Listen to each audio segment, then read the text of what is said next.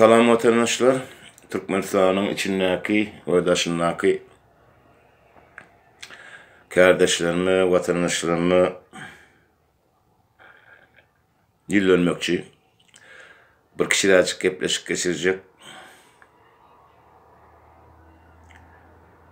Şu Türkmenlerin beynisini tersi işleyen nakıllar hakta. Birazcık üstüne durup geçecekler. Şu nakılların köpüsü tersine düzülüptür, tersine işleyedi. Onun bizim beynimizi oturtup dururlar. Yine diye Türkmenlerde var, şunun nakıl var da akmak sürür devranı niye? Akıllamın hayranı niye de? Akmak kim oluyor? Akmak ne?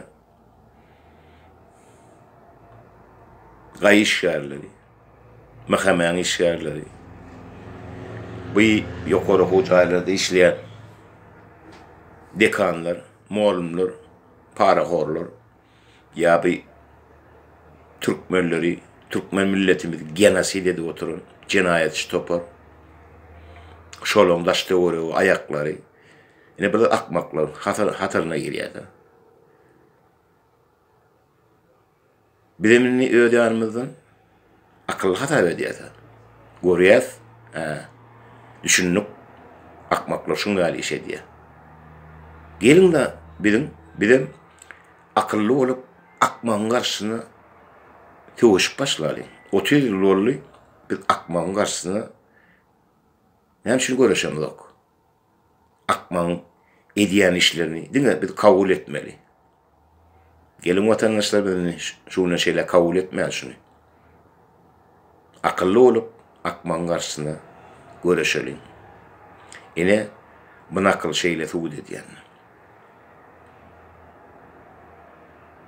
Inha yine bir kıynaşlı bir temanın üstüne durup geçecekler. Yine inkavatıra biliyorsunuz bir yeşin içine yumurta koydun, cüce çıkıyor da, o toğu soktun, cüce çıkıyor, o cücelerin bir setkan içine salsan, onun imit versen, su versen, ular yara olur, tavuk olur, horoz olur. Türkmenlerde de görünmeyen inkavatırı vardı. Olam ne hayli? Bizim çağalamız aşağı yukarı okap yerlere. Oğlunlamız, kıyılamız, çağalan elinden pula anladın, cinayetçi topar, probleme de öğretti. Geçirip bolonuk da, pul geçirip bolonuk. Pul geçmede de çağa, neyden olur? Okutun mu ya, işletin mi?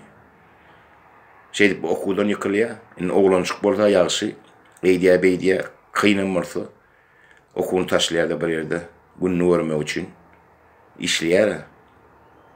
Doğru, ol içine giyreti geliyendir, ol yollar yapılar. Birden tedini çıkarman otur. Yine bu kıyı çağaların cinsi katnaşıkları vıyınıjdın şu tarafa barmalı oluyor. İnha oğun halmarada bilen, öyle şari bilen, gepleşirin dinlep, şu tayda gözüme yaş aylaman şunu dinlep bilmedim vatandaşlar. Men şu çağaları öz çağam yani kabul ediyenler. Şunu düşünüp bileyenin mi? Hani bulan en atası? O men hadir ölüyenim olsam men öz çağamdan haber tutarna. Hadir ölüyenim olsam. Men öljek yani men çağamdan haber tutar. Çağam gorar. Men şoň üçin yaradyldım. Hani bulan en atası? Olar inkavatırdan çıkan o. En atalar, gürlen, çağalanlar haber tutun.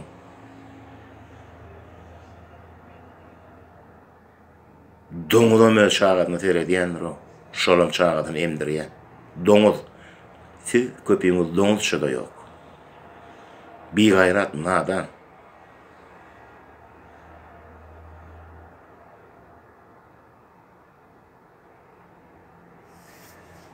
Yine vatandaşlar yeni bir ayçakladım. Yine şu Halkın Sesi kanalına doğulanı son kuvatlar katı kovu yörgünü gidip dur. Köpüğünü beynini açıllı, gözünü açıllı, düşünceni arttı. Şu komentler atları okuyan, gönüfir olya, görüyen, saptırman hemmesine giyiryen hem köpülünç. Yağlayım tapsam, altın bar vatı şeydip özümüm çıkış ediyen, onu ben dilim at diye moktu yönü. Şol koment yarayan vatandaşlarıma yürüyen yanına oğlanlar kıyılar ama gelinemiz var. Sizden ullakan haiş, sizden öz başınıza sahip açın ya Halkın Sesi kanalını nemedin. O yüzünüzü açın, o yapın, o özlemeğiniz, öz işiniz. Yok mu neler ol yüzünü açıp burlamak. Şeyden de birazcık edim öz içinizdekini aydın, gurlan. Ay bir 5 minut bolsun, 6 minut bolsun, şey gurlemani azıcık öğrenin. Menem başta doğrusu kamenda mı yatıp bilemektim. Önalayın şunu. Gurlemene beyledi dursun. Onu oturup fikir ettim ben neyem için şeyle diyenler. Ödüm sonra var yani. Neyem için ben o bir gurleye çıkış ediyor olmayı neyem için gurlep bilemek şun halli yani. Men ödüme zastavi dedi yani. Sen gurlu. Sen haçan gurulacak. Şeydip 5 minut guruladım, son 6 minut bollu, son 10 minut bollu. İlki deptere yazıp başladım. Sonra şeydip öz açlık gurulağa vurdum. Şeydip gurulamani nemedim. Öğrenin vatandaşlar. Şeydip bir köpöleliğinde bir vatanımızda dolanalıyım. Köpçülük olup almalı bu zatları. Şol bir belli adamlar çıkış edip otururlar, şunu dinleyesi, kabul ediyesi, dur kaptanına seyredip. Şoň üçin hemmäňizden ullakan haýyş gürlemäni, gepleşmäni, o ýerine ýetirmäni öwrenin. Öwrenin, hukman gerekdir. Elmedama gerek şu zatlar. Çıkış edin, vatandaşlar, köpelelin. Näçe bir köp bolluğumuz şu, edil Türkmenistan'ın içine, edil bir günne girýärsin, bir günne alman bolýar. Halk bolmasa, ol sanaýmal adam bilen bizatlar eýgetmeýär. Näme üçin? Oňam sebäbi siz halk düşünmeli, şu zatlary bilmeli, şu zatlar görmeli. Sizin aňyňyzda oturmaly, şoň yalanlygyny, kimin tökme datýanyny, kim şular ýa genosid edýänligini, siz şu zatlara düşünenminiz. Täze Türkmenistan şeydi ben grup bolýar vatandaşlar. Ine sizden ullakan haýyşdym şey. Bir köpeleliň çıkışlaryňyzy köpeldim. Şu zatlar öwrenin. Bolýar vatandaşlar hemmäňe saglyk. Täze Türkmenistana saglyk bolsa gurar. Yerli yerden çıkışyň. Oňorsaňyz oňluklar döredin. Başda kıyınlar oňluk döretmek 2 bolun. Soňra 3 bolarsyňyz. Bolsa 4 bolarsyňyz. Haýdan bolsa bir işiň başyna baranyňyzda şonu bolanok diýip barsaňyz da bolýan näler? Men näme üçin başaryp bilemek? Şu bolýar diýip barsaň şo bolýandyr vatandaşlar. O kelläňizdäki bolanok diýilýän bir çip ýatyrda, şo çipi zynda bolýan çip bar, şo çipim kelläňizde oýun. Şonda bolýar da. Allah Teala adamlarda hemmeler beripdir. Ödüm bolýan zatları beripdir. Bolmaýan zatları da. Hemme adam edip bolýar. Ýönü oňa jalanya gerek, orçça diýerler. Jalanya. Hüwes gerek, uğruna çykmasy gerek. Ganeşna ýaltansan, ay bolýar ay diýip ýörsen, ol hiç açanan bolany. Boldurmak üçin